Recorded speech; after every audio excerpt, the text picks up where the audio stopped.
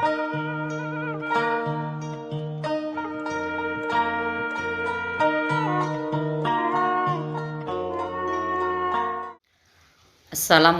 warahmatullahi wabarakatuh. Bismillah, alhamdulillah, wassalatu wassalamu ala rasulillah, amma ba'du. Puji dan syukur marilah sama-sama kita panjatkan kehadirat Allah subhanahu wa ta'ala. Salawat dan salam semoga senantiasa terlimpah kepada junjungan kita Nabi Muhammad sallallahu alaihi wasallam. Dalam sebuah hadisnya Rasulullah sallallahu alaihi wasallam bersabda, yassiru wala tu'assiru.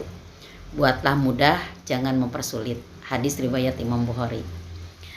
Memperhatikan keutamaan hadis ini, teringat di Kementerian Agama yang melalui 7 program prioritasnya ada yang disebut dengan program transformasi digital. Di mana melalui program transformasi digital ini Kementerian Agama berusaha memberikan banyak kemudahan dalam melayani masyarakat. Hari ini transformasi digital merupakan sebuah keniscayaan di mana di era serba maya seluruh lini kehidupan ditopang oleh adanya teknologi informasi. Bahkan di era digital dewasa ini terbukti bahwa manusia dan teknologi harus hidup berdampingan dan senantiasa berkolaborasi. Manusia dewasa ini bahkan sangat tergantung pada teknologi yang itu merupakan produk hasil ciptaannya sendiri. Kominfo merilis data bahwa pengguna internet di tahun 2023 ini mencapai hampir 215,63 juta jiwa. Itu berarti jumlah pengguna internet setara dengan 78,19%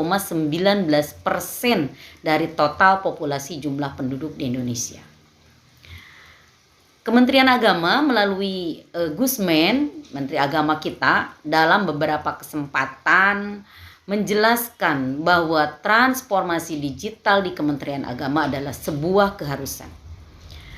Karena selain kita hidup di era yang serba teknologi, Kementerian Agama juga merupakan instansi pemerintah yang menjadi referensi penting bagi seluruh warga bangsa. Setiap warga negara Indonesia pasti memerlukan Kementerian Agama. Karena tugas Kementerian Agama itu mulai dari kelahiran, perkawinan, pendidikan, ibadah, kerukunan, kematian, bahkan pasca kematian, semua terkait dengan tugas Kementerian Agama. Dan itu tentu dirasakan betul ketika seseorang menjadi penyuluh agama. Alhamdulillah hari ini di Kementerian Agama kita sudah memiliki banyak aplikasi yang memudahkan bagi warga Kementerian Agama juga warga masyarakat yang memerlukan layanan Kementerian Agama. Di antaranya sering kita mendengar daftar nikah menjadi mudah karena ada SIMKah. Ini adalah salah satu layanan Kementerian Agama yang bisa diakses oleh publik, oleh masyarakat terkait pencatatan nikah. Hari ini layanan sistem informasi nikah atau SIMKah terus-menerus dikembangkan sehingga di antara keunggulannya adalah bahwa calon pengantin bisa mendaftarkan mandiri secara online. Kemudian yang kedua ada juga daftar haji cepat dengan Siskohat. Jadi pemanfaatan teknologi dilakukan juga dalam bidang pelayanan haji dan umroh, di mana peningkatan kualitas sistem informasi dan komputerisasi haji terpadu atau Siskohat memungkinkan masyarakat bisa melakukan pendaftaran haji secara elektronik. Yang ketiga ada juga daftar sertifikat halal. Jadi tidak mahal, berkat si halal. Aplikasi Si Halal ini dipersilahkan kepada para pelaku usaha untuk bisa mendaftarkan sendiri bentuk usahanya ketika dia menginginkan terbit sertifikat halalnya. Para pelaku usaha tidak usah repot-repot lagi membawa berkas menuju BPJPH, Badan Penyelenggara Jaminan Produk Halal, tetapi cukup memiliki gadget dan layanan internet yang kuat, maka mereka bisa mengakses Si Halal sehingga sampai terbit sertifikat halalnya. Jadi transformasi digital telah mengubah cara hidup kita, cara bekerja kita, dan cara berinteraksi kita dengan dunia di sekitar kita. Kemajuan teknologi yang pesat telah membawa banyak manfaat, bahkan kemanfaatan yang tiada terhingga. Tetapi juga ada tantangan dan kendala yang harus kita hadapi, seperti masalah infrastruktur digitalnya sendiri, keamanan cyber, keamanan data, bahkan minimnya literasi digital yang itu jadi permasalahan kita. Bagi para penyuluh agama, tantangan dan kendala ini juga harus mendapatkan perhatian serius, terutama jika berkaitan dengan konten penyuluhan keagamaan. Era digital memang memberikan kemudahan bagi siapa saja, tetapi era digital juga telah melahirkan berbagai konten informasi yang tidak benar dan begitu mudah memicu salah paham yang kadang memicu kebencian antar kelompok. Dalam bidang keagamaan pun kadang-kadang di era digital ini turut melahirkan gagasan-gagasan keagamaan tertentu yang membentuk sebuah pemikiran dan pemahaman pada masyarakat yang menyimpang karena tidak bersumber dan diciptakan atas dasar kepentingan pribadi atau golongan. Karena itu, maka di era digital ini kita harus tetap mengikuti petunjuk Allah di dalam Al-Quran.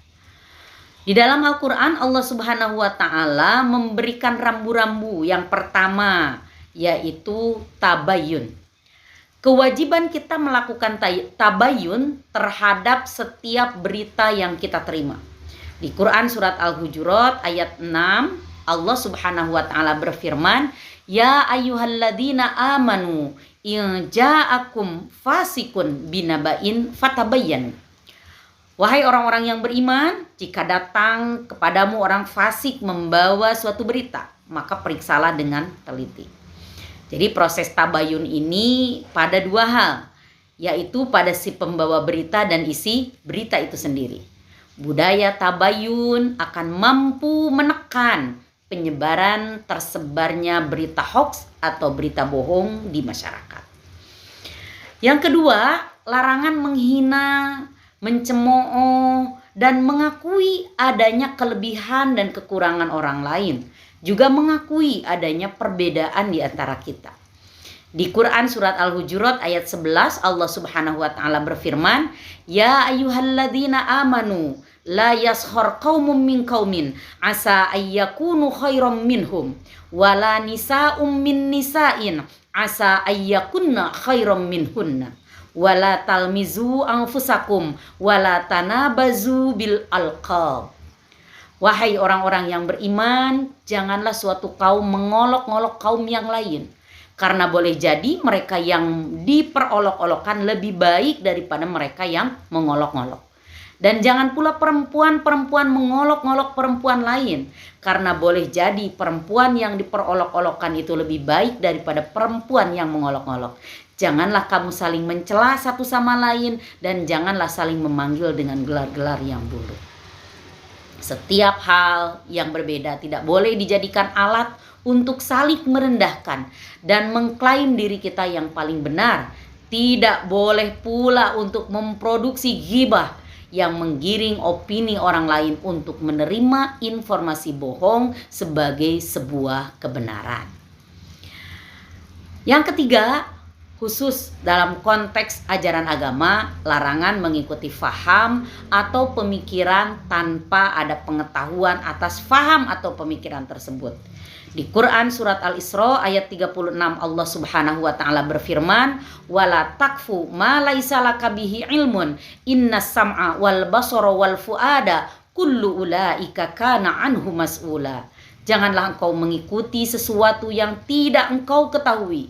Sesungguhnya pendengaran, penglihatan, dan hati nurani, semua itu akan dimintai pertanggungjawabannya. Membeli tas dan sendal di pasar baru, tidak lupa memberi sarung dan peci Arab. Transformasi digital harus semakin maju, tetapi harus dilakukan secara bertanggung jawab. Wabillahi taufiq wal hidayah wal afu minkum. Wassalamualaikum warahmatullahi wabarakatuh.